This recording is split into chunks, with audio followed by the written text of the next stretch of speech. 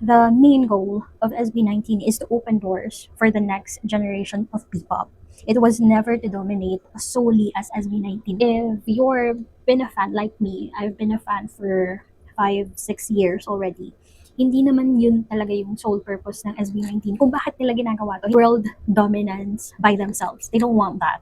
They want P-pop and OPM to be recognized worldwide. It's not about them. It's so much bigger than that. Hindi sa kanilang pangsariling gain. They are doing this to challenge the Philippine music industry, to raise the bar, to raise the standards, so that the next generation of P-pop or OPM have a bigger chance to penetrate in the world stage. They are doing the groundwork now. If you know, you know.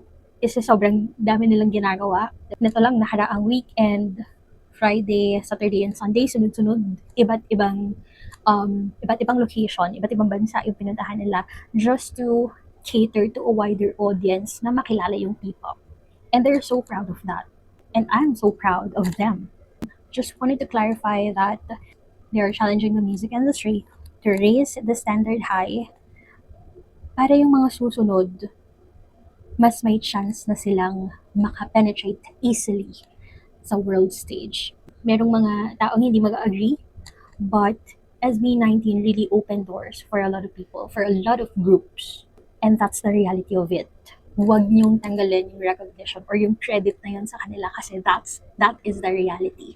Maraming mga music producers from the West, from other parts of the world, na nag-i-invest na sa P-pop because of SB19. Una nilang napakinggan yung SB19, humanga sila sa talent, and now they're here in the Philippines investing sa P-pop. You cannot discredit them for that. Kasi yung mga taong yun, yung mga investor na yun mismo, ang nagsasabi na SB19 made them do it. I hope it's clear. Wala akong shade na artists or groups. This is just the reality. I'm very proud that SB19 is doing this. So, if you're hating SB19, my only question is, why? Bakit? Never silang nagkaroon ng issue about negativity or toxicity. Lagi silang nakasuporta.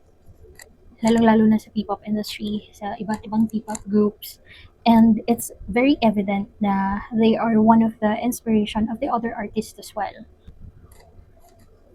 Yun lang naman, I just wanted to address that.